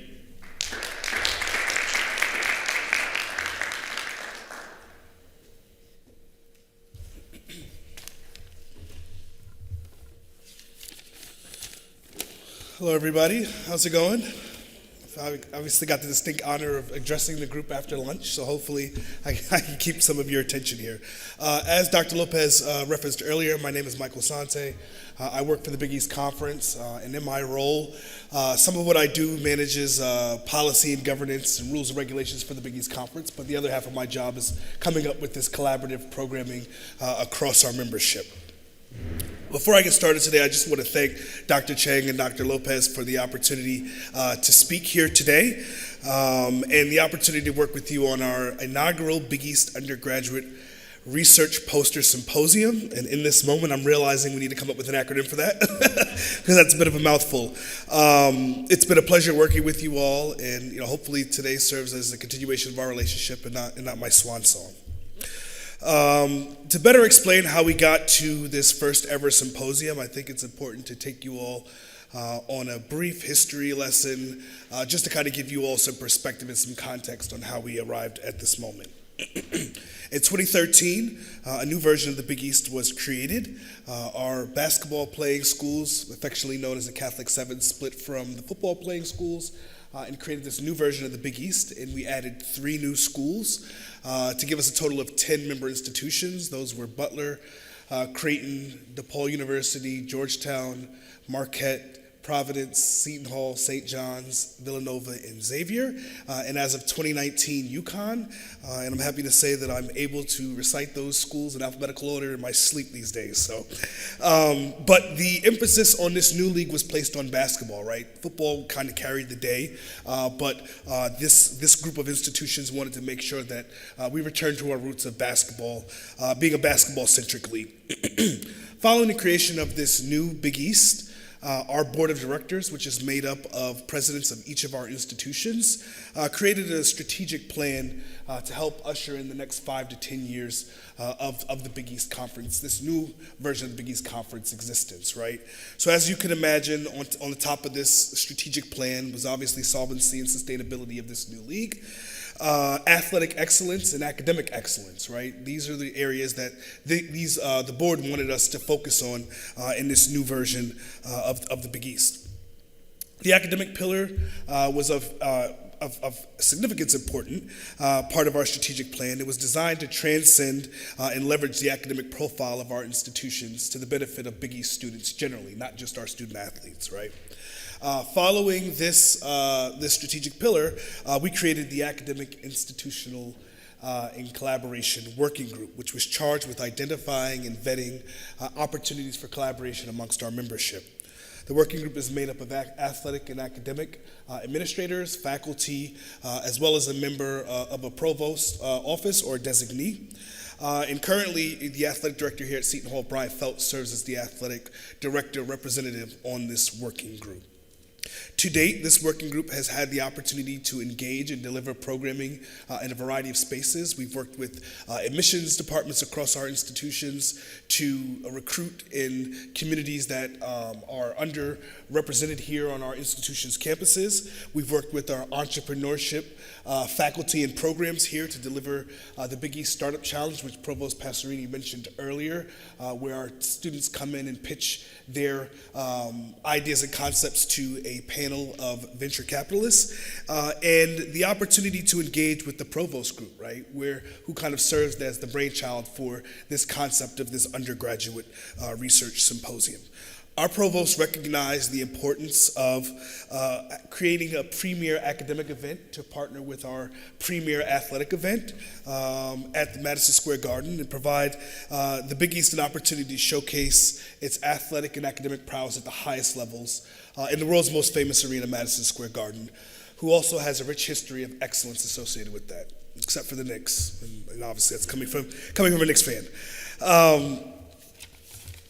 Originally, we planned to roll out this event in 2021 at our men's basketball tournament, but as you can imagine, the pandemic kind of ruined those plans and disrupted just about every opportunity for us to get together in person, right? So our 2021 men's basketball tournament actually served as the first in the event's 42-year history to take place without any fans in the building. So that was, as you can imagine, the demand for the 2022 tournament was pretty high. Once we realized, or once it was somewhat clear that we were going to have fans and spectators at our 2022 event, we began to start the planning process for this inaugural event in earnest. We convened a small planning group of which Dr. Lopez and Dr. Chang were participants of to help provide the conference with some technical direction about how to deliver an event like this, right? As Dr. Lopez mentioned, we're used to hosting wide-scale athletic events and understand how to put together an event, but there are some technical things that go into producing an event or a symposium where students are able to present their research. The conference provided operational, marketing, and communication support to this event by way of our website and our press releases and our social media handles that have a wide-ranging reach. And we also worked with the Garden to make sure that we provided the best experience possible for all of the attendees of this event. The symposium took place the morning of our championship game and lasted about 3 hours. Each institution was tasked with selecting their representatives with a maximum of 5 projects per institution, not more than 2 students representing each of those projects. This led to over 125 students, faculty, and staff representing all 11 of our Big East institutions participating in this event with over 50 unique research projects ranging from physical and natural sciences to literature and social justice issues. Participants had the opportunity to descend on New York City for 2 days to participate in networking, present their research, eat some good food, and have an opportunity to attend our men's basketball championship game. Students presented their research to faculty and administrators from each of our institutions. No judge observed any students from their institution to maintain integrity of the judging process. And the event also included an opening and closing program that was attended by our Commissioner, Val Ackerman, as well as lunch. Each project was judged on its visual quality and content, its research and discussion, presentation style, and the overall knowledge of the presenters' of their research and their research outcomes. The top 3 projects received a medal and acknowledgement for their achievements. Following these presentations, teams had the opportunity to attend the men's championship game, where we recognized them in front of a raucous crowd of 18,000 Big East basketball fans. To date, the feedback has been great for this event. Our students, faculty, and administrators had a wonderful experience at this inaugural event, and our provosts have been supportive of continuing this event and the importance of it being tethered to our biggest event of the year, our men's basketball tournament. Our small planning group has plans to reconvene and find ways to improve this event moving forward, and my guess is that this event will be lasting for years to come.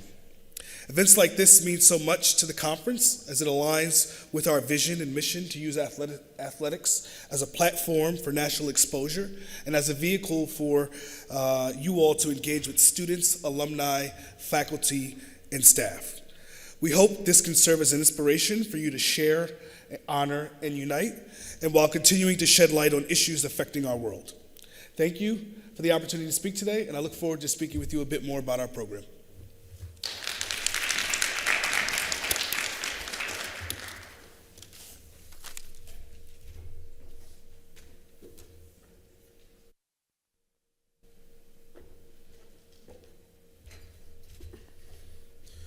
Thank you, Michael, for your wonderful introduction to how this event came about. And we'd like to now spend a little bit of time and present our team, our Big East Seton Hall University research team.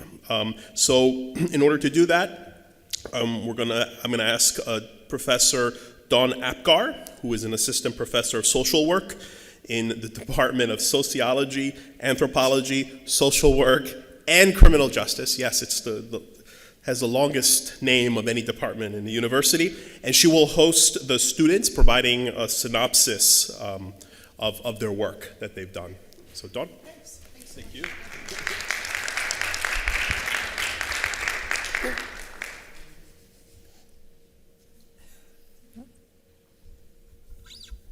All right, so welcome everyone. I think all my students are here. So welcome everyone to our Big East Poster Symposium. What we thought we would do is we would ask each of the presenters to come up. Are you more nervous here or at the Big East? Here? Oh, okay. So we thought what we would do is broadcast their posters, give them an opportunity to just talk for a couple of minutes about their work, and I think even more importantly, to talk about what it was like to be a presenter at the Big East. I know my students have done electronic posters, which they weren't too thrilled about making those video recordings, right? And we are doing, in social work, we're doing a symposium of electronic posters. I think this is really the first time that students have the opportunity to see what a real-life poster session looks like. So here you'll see some pictures of how the students got prepared. They came to campus the night before. We had a little run-through of their presentations. You'll see them actually presenting their work with the judges, and there were other faculty there. They stood next to their poster and had the opportunity to talk a little bit about their research and answer questions. So they're going to talk about what that experience was like, as well as give you sort of an overview of each of the projects. So Thomas, do you want to come? Is Thomas there? Oh, they're there. If you want to come first, we have your poster, and if you could talk a little bit about your project, that would be great. And then we have certificates, because everyone is a winner. Everyone is a winner.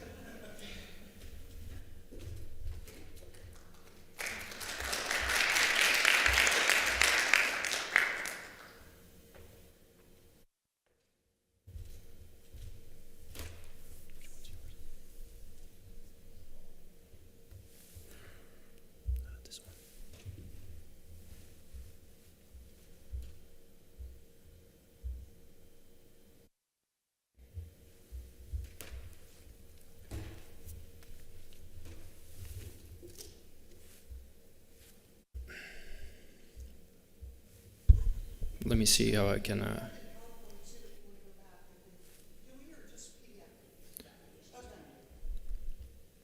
think it's better if we download this and then open it. If that's okay. It is just the PDF. It's just a PDF. I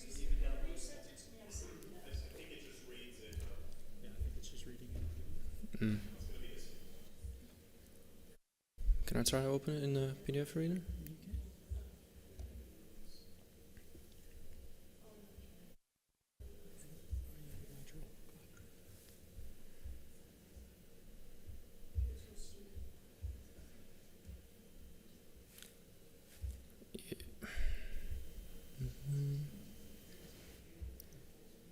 There we go.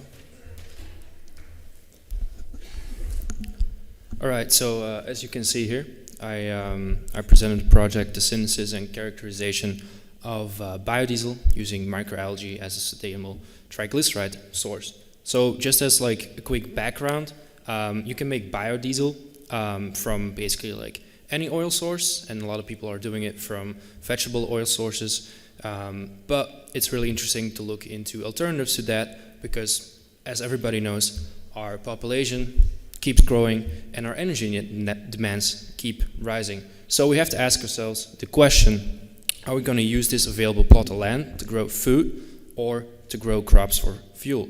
Well, with the algae, we don't have that problem. They can grow in places where food can grow. or food crops.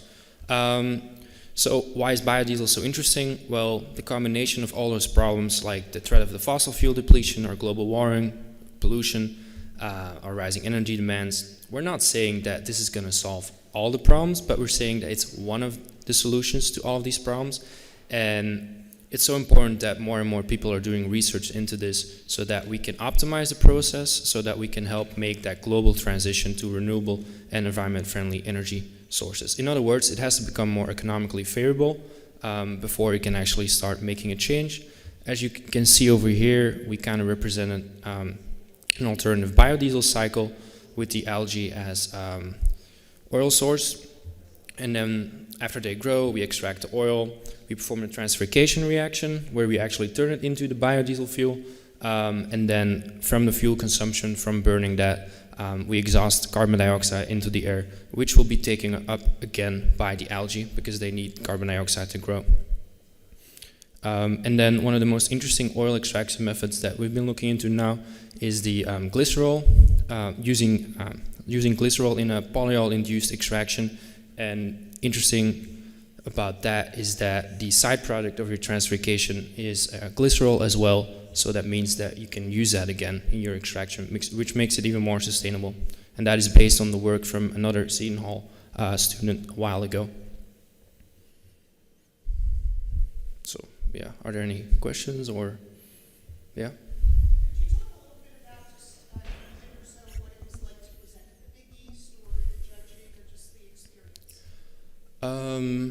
The experience, yeah, for me it was the first time presenting in person because last year Petersheim was online.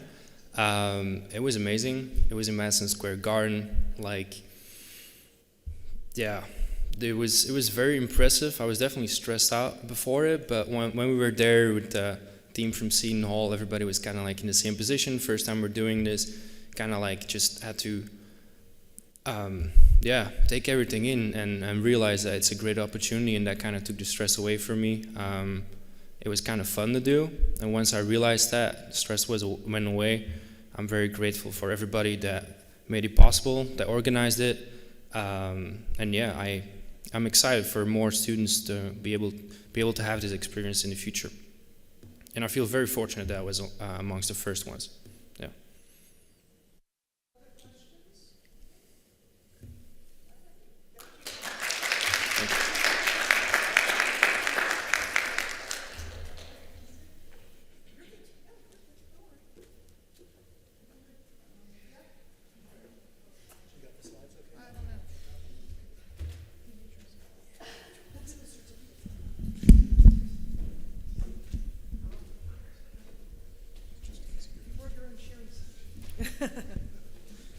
Go social work. Which one's yours? It's Rusin. Fantastic. Thank you. Last but not least. I'm not going to know how to judge it, so that's good right there. Presentation mode.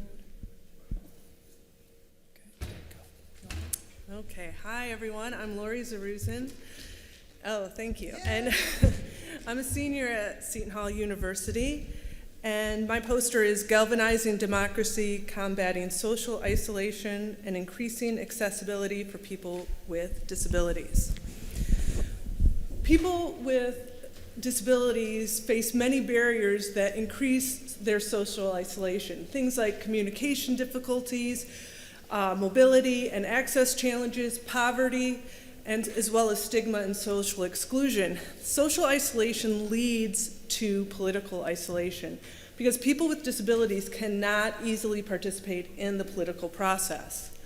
You know, joining things like marches or protests, community activism, running for political office, we know 1 in 4 American adults has a disability, yet only 10% of our elected officials are disabled. Also with voting, people with disabilities are 6% less likely to vote than someone without a disability. In 2020 election, 61.8% of people with disabilities voted, which was an increase of 1.7 million from 2016. And that was due primarily to COVID-19 and increased mail-in balloting. Yet, still 6% of people with disabilities were less likely to vote than someone without a disability. And why is that? What we're finding is people with disabilities are still reporting obstacles to voting. While we have laws like the Voting Rights Act of 1965 and the American with Disabilities Act, these laws are not fully protecting people with disabilities. And while we should have been celebrating the fact that more Americans than ever voted in 2020, we now have state legislatures who are trying to make it more difficult to vote, which negatively impacts people, marginalized people, and vulnerable populations. And they're doing that because of erroneous claims of voter fraud, which is not substantiated. And some of these barriers that they're creating are the voter ID requirements. People with disabilities don't necessarily have a driver's license.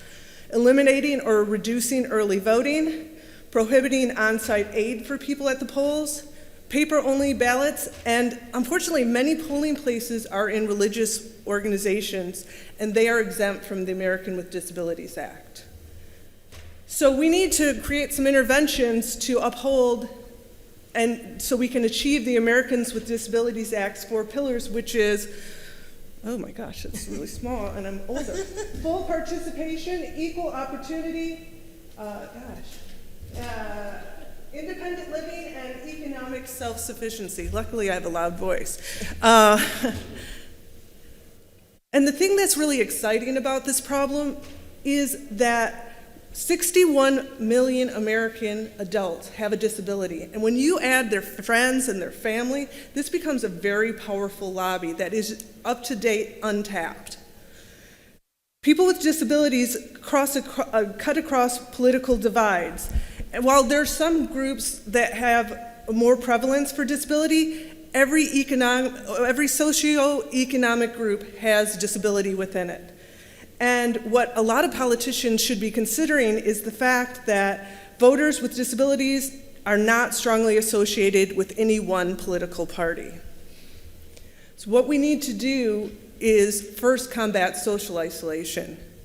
And some of my recommendations are increasing outreach through teletherapy or telephone reassurance, establishing a dedicated helpline for mental health, and strengthening community self-help and support groups. And then we can start to talk about the political isolation. And we need to make voter registration available to all, ensuring accessible polling places, establishing procedures that do not discriminate, as well as providing accessible voting systems with voice capability. But most importantly is we need to create a mentoring program that proactively encourages people with disabilities to get involved in the political process. Because who better to create laws for people living with disability than someone who is living with a disability? And actually, I want to go into why was Big East so fabulous. I don't believe you that it was the inaugural one because it ran so smoothly. I was so impressed. It was a fabulous, from start to finish, experience. And it's really easy to get discouraged when you turn on the news and think, like, this is kind of a hopeless situation we're in. And I walked into that, I had no idea what I was doing. I've never spoken, I was scared out of my mind. I was praying for a power grid failure. And it ended up being the most fabulous experience of my life. I grew in confidence, and I also got really hopeful because there were some amazing students there talking about solutions to problems that I was like, I will never fix that problem. And then I read their poster, and it's like, we can, and it's not that hard. It's not that hard. And getting diverse groups of people, whether, like Thomas's chemistry, the nursing, biology, social work, we all need to get in the room together and find solutions. And that is what you guys did that day. And I just can't thank you enough for the opportunity. And I know that going forward, it's just going to continue to be as fabulous. Thank you so much. Oh, you brought your own cheering section. Could you, I think one thing would be, you shared with me a story about how at the Big East, several of your experiences sort of came together. You had been at the UConn the week before and you talked. Could you just share in a second about that experience that you had when you were presenting your poster? So the weekend before, I had gone with Marky, Emily, and Chelsea to the campaign school for social work. And that was a really exciting event as well. And so the provost for UConn was one of my judges, and we talked about how fabulous the campaign school had been, and he actually said, well, where are you going to grad school?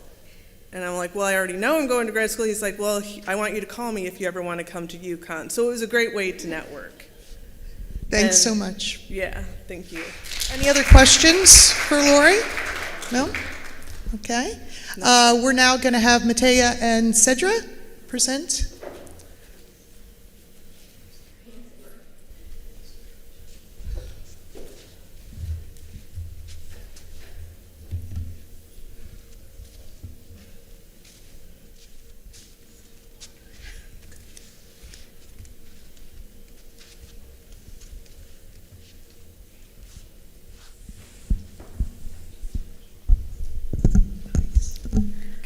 Hello, everyone. My name is Cedra, and I'm a biology major at the Department of Biological Sciences. My partner, Matea, unfortunately couldn't be here. Today, I will be presenting a project that talks about the impact of COVID-19 on Alzheimer's disease through the protein called amyloid precursor protein, which is a hallmark of Alzheimer's disease pathology. This is a meta-analysis that was conducted with a software called IPA. IPA is a bioinformatics tool with an extensive repository of genes that model different diseases, gene expressions, metabolism, just to name a few. The COVID-19 pandemic and the lockdown that followed forced us to step away from the lab, and IPA was useful in providing us with a way to conduct research outside of the lab. As we probably all know by now, COVID-19 is caused by the SARS-CoV-2 virus, which impacts the respiratory system of the body. The mechanism by which the COVID-19 infection takes place is through a receptor called the ACE2 receptor. And the mechanism can be seen over here at the top. Upon infection, the ACE2 receptor internalizes the SARS-CoV-2 virus, and then once it's inside the cell, it uses the machinery of the cell to replicate and spread to the surrounding cells. Using IPA, we were able to find the upstream regulators of SARS-CoV-2. This can be seen in this image over here. On your left are the upstream regulators of SARS-CoV-2. This was also done to ACE2 and the amyloid precursor protein of Alzheimer's disease. We found the intermediate molecules, and then using a tool of IPA, we were able to simulate the activation of the upstream regulators of SARS-CoV-2. We were able to find that the ACE2 receptor was downregulated, and then upon that inhibition, the APP protein was upregulated. We also added a quantitative component using the Kramer analysis to calculate z-scores for each individual relationship, which showed us that our results were statistically significant.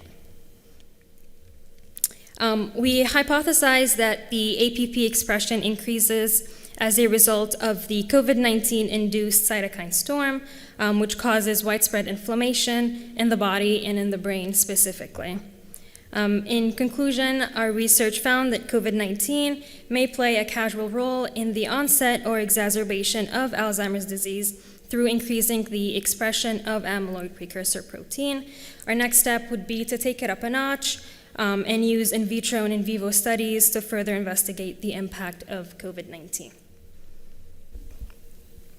Thank you to Dr. Chang, Dr. Lopez, Dr. Passerini, and everyone that was involved in giving us the ability to go to the Big East Conference. I think I speak for myself and everyone involved that it was an incredible opportunity, and we're very grateful for it. I got to step out of my comfort zone and take part in a conference that's not behind a screen or virtual.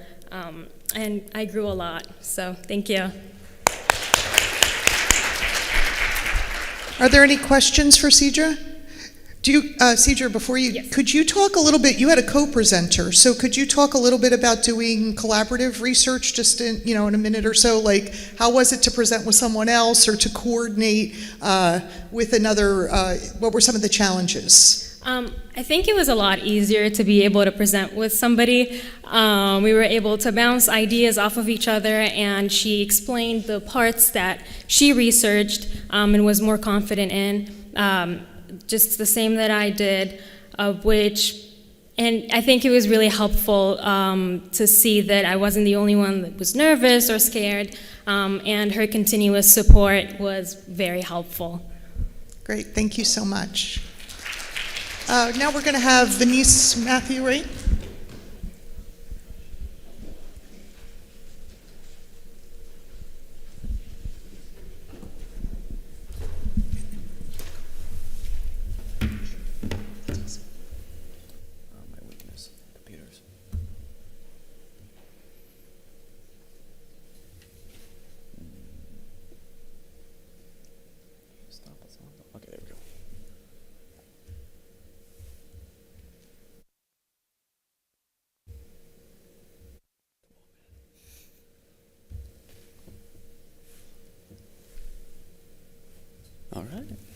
All right.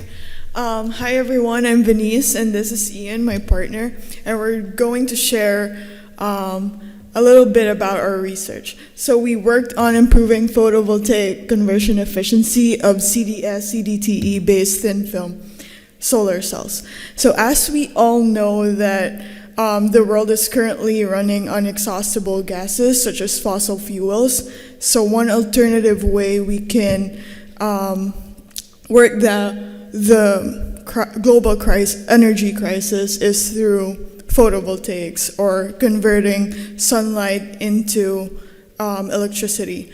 And specifically in this research, we're focusing more on thin film technology, which is CDTE, which is currently at 15% to 25% in photovoltaic conversion efficiency. And we were able to do this research using simulations theoretically and also experimentally through pulse laser deposition. So Ian will talk more about the results and our conclusions. Thank you, Denise.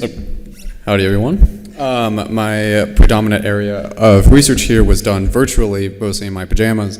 I worked on simulations with WEXAMPS, which was a given simulation software that allowed us to simulate the various electrical and optical properties of thin films using any combination of thickness values and given parameters per compound. I simulated it, and then doing these simulations, we were able to tell the given efficiency values, and of course, naturally, these efficiency values were dependent upon the thickness values or upon the parameters that were inputted per compound. We had very surprising results, specifically, if I can zoom in here. We had very, very surprising results when we used when we were using something known as ITO, CDS, and CDTE thin film.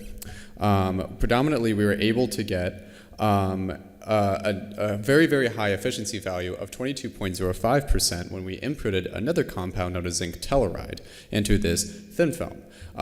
We did this by putting in this compound, changing the thickness values that varied over time, which allowed us to find a very, very high efficiency value of 22.05%. This is big because we want an efficiency value around 15 to 25%. So you can imagine 22% is actually quite awesome, suffice to say the least.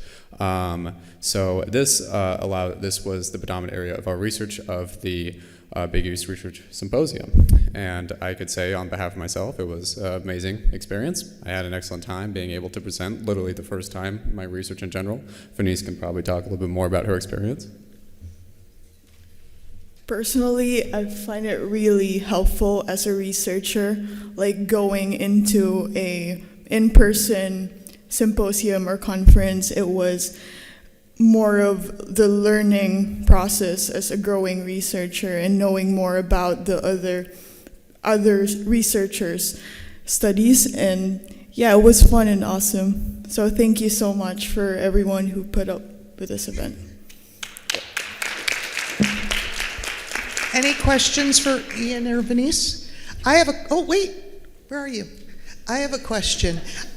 So how, could you comment, there were a lot of posters with very technical scientific findings, and your judges, were they well-versed in, they were well-versed? So you didn't have to explain some of these intricate scientific concepts to them? Were they all science professors, or? I think all of those were science professors. We had a chemistry. We had a math. That guy was awesome. And I think we had another I couldn't tell what it is. I think it was engineering. But yeah, we had people who were very well versed. We had people who didn't. Of course, we obviously had to explain the work to them, but they knew exactly what we were talking about. They were able to follow along. They were like, "All right, what were you talking about the entire time?" They were listening. They were providing suggestions, especially the math professor. And it was a very good experience being able to present to someone, to people who were obviously very scientific. Great, thanks. I think we're going to ask all of our student presenters to come up, and we'll put the original, and then we'll do a certificate, right? We'll have Dr. Lopez, Dr. Chang, we'll have everyone come together, and Michael.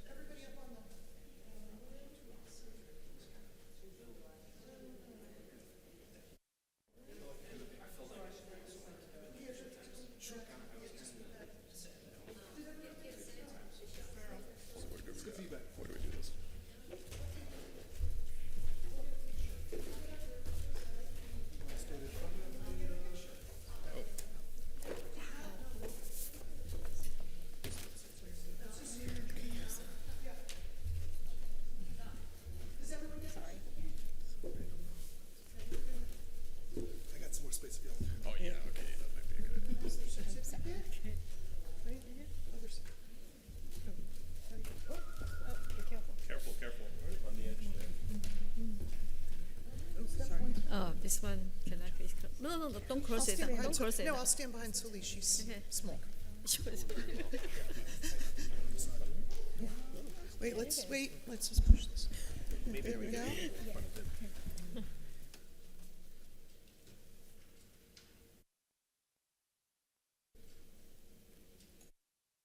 Got it? Yep, okay, good. All right, so thank you.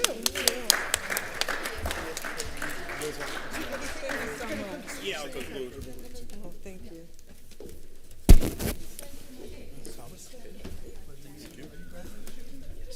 You can just put it there on the table. Yeah, perfect. Thank you.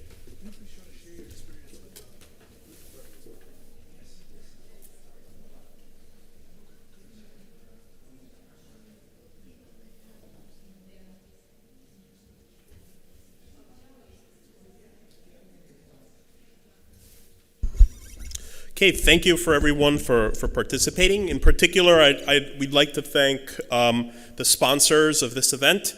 In particular, we'd like to thank, of course, the Office of the Provost that provides the funding for the entire expo, and of course, all of the different deans and schools that also fund the specific events that are going on at each of the colleges and schools at Seton Hall. But in particular, we'd like to thank for this event the Institute for Neuroimmunopharmacology that Dr. Chang is the director of.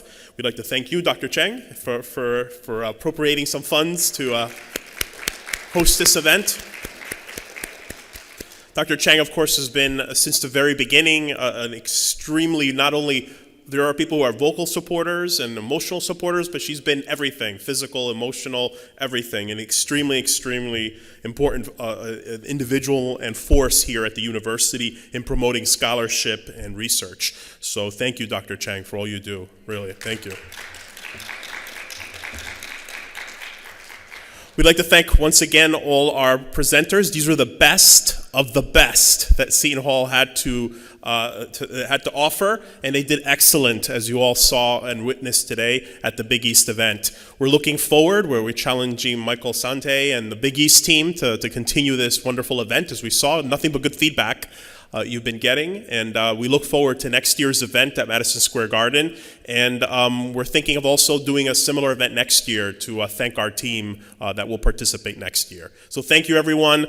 Please go to the different events that are going on throughout the week, and onward and forward, go Pirates.